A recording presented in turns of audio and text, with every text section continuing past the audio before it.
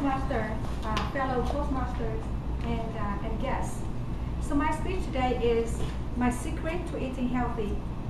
First of all, I would just want to ask you by a show of hands, how do you think you are eating healthy? If you think you are eating very healthy, show it this big. And if less and less and not so healthy, too, like this. So yes, some are eating very healthy, some are quite not. Okay, put your hands down by your side. It's quite an exercise, isn't it? My second question is, who wants to eat healthy? Just a simple raise of hands. A few people do not want to eat healthy.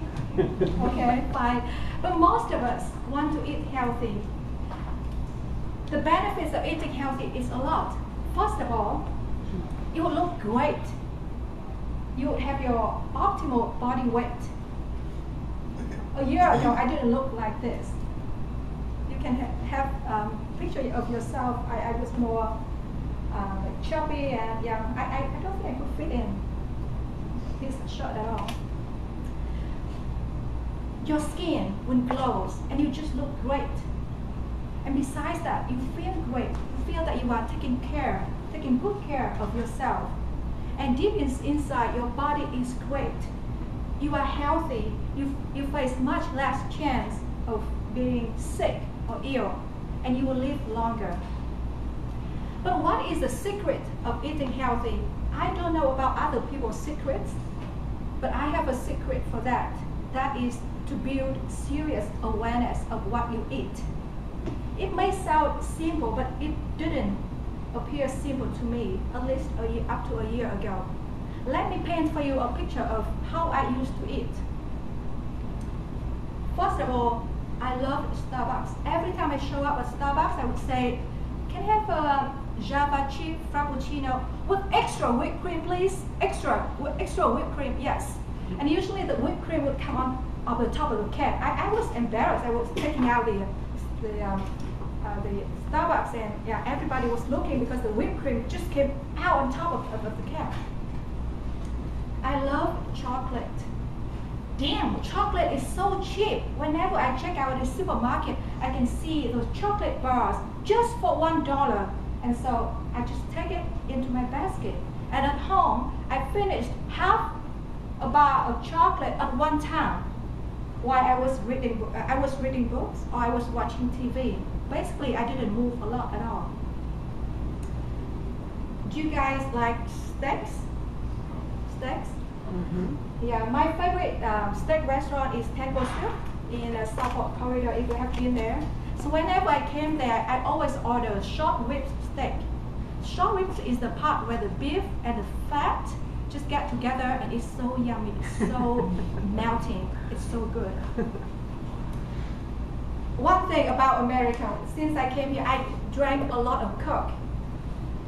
Thirsty, of course, Coke. Have nothing to do, I popped a Coke. Watching TV, I just have a Coke by myself all the time.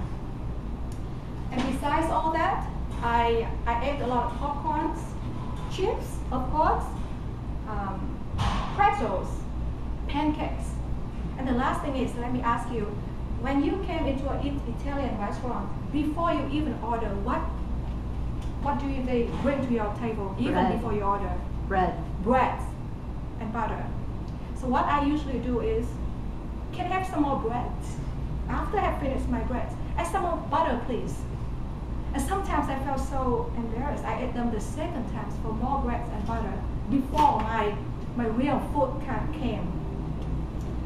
So what really changed me? Actually, there are three resources. There are three different venues that changed me about what I think about food. The first is actually myself. One day, I decided that I want to bake for myself. I was eating too many cakes. I couldn't afford going and buy cakes anymore. So I decided I just going to bake at home. And yet, I came home, baked, and then I finished the entire cake at one time. And then it struck me. I looked back to the recipe. Do you know how much food, how much ingredients did I put in that little square cake? I put in 4 eggs, a cup of flour, half a cup of sugar, some oil, some milk, and 2 cups of whipping cream. And I finished it all in one sitting. And it just struck me, if you put all those separate ingredients in front of me, how I'm not going to eat 4 eggs, half a cup of sugar, 2 cups of whipping cream, a cup of flour, not to talk sometimes cakes recipe have butter, like a cup of butter. I'm not going to eat them separately, but when they are mixed into that little square strawberry whipped cream cake, I just finished it at one sitting. The second reason why I learned more about food is actually my roommate. She was both a blessing, a curse at first, and now a blessing for me. Because when we were having dinner, she would point to my food and said, "Why do you drink Coke all the time?" And I said, "Yeah, it's good. Taste it. It's good." And she said, "It's just water and sugar." I said, "What are you talking about?" I told her. And then I finished my meal with ice cream, of course, and she was like, "You know you're fat, right? And why do you still eat ice cream?" And I said, it's good. Do you know Starbucks now made ice cream? I bought this. I didn't know Starbucks made ice cream. It's really good. Taste it. And she said one thing to me. She said, "Once I know that the food is not good, I don't feel like eating it anymore." I felt it's an insult. "You snob." I told her, "You snob. You're missing out on life." That's my protest. You're missing out on life. This ice cream, this Coke, it's all the great things in life. And why do you say it's bad? Everyone is eating it for generations. How can it be good? How can it be bad? But however, after I listen to her, I go on the internet. I just want to find out if she's right. And there, on the internet, there's so many articles just about how unhealthy the food I have been eating are. They talked about trans fat, saturated fat, MSG, cholesterol, sodium, sugar, and high fructose corn syrup, like those words. But I just realized, actually, she was right. What all the food that I have been eating and enjoying so much are not doing any good for me.